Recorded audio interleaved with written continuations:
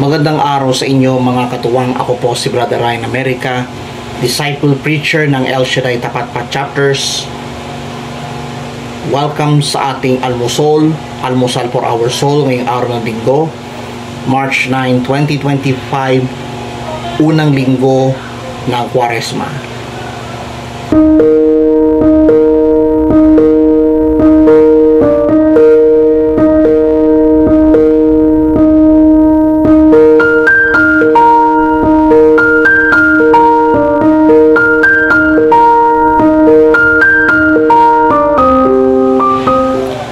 Ang mabuting balita ay Luke 4, 1-13. Ito po yung sagot ni Jesus sa tatlong tukso ng diablo.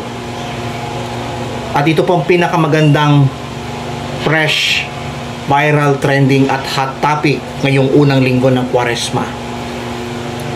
Basahin po sa inyo sa verse 4, verse 8 at verse 12. Sabi ni Jesus, nasusulat hindi lamang sa tinapay na bubuhay ang tao,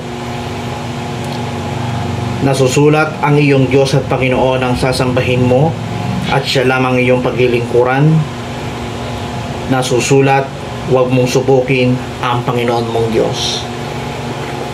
Ito po ang pinakamagandang viral, trending, fresh at hot topic ngayong unang linggo ng Kwaresma.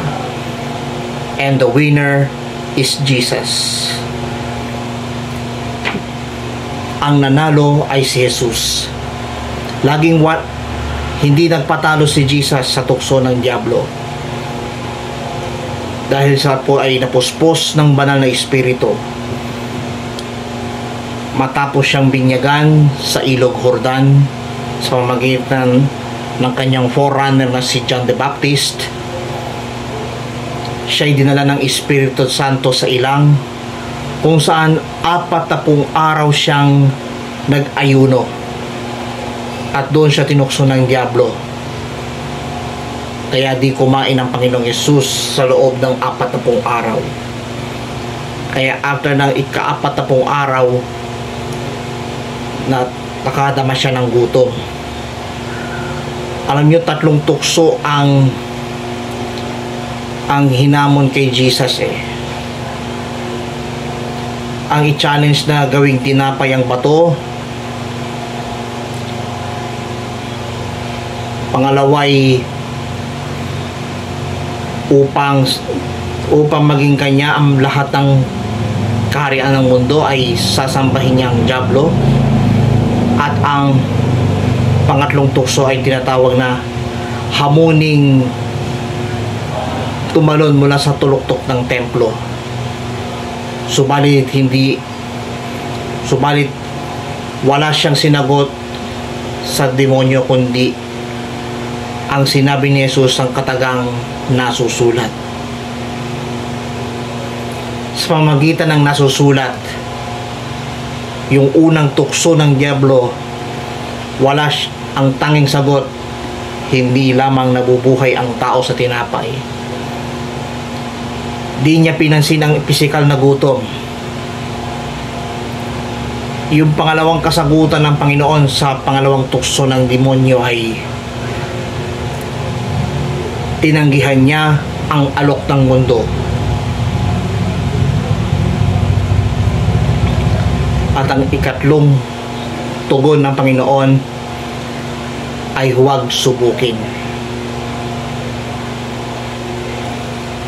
Dahil sa tatlong nasusulat na binanggit ni Jesus, talo ang demonyo. In other words,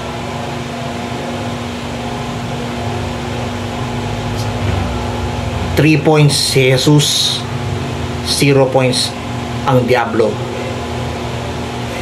Ano ibig sabihin nito? Kahit anong gawin ng diablo, hindi hahayaang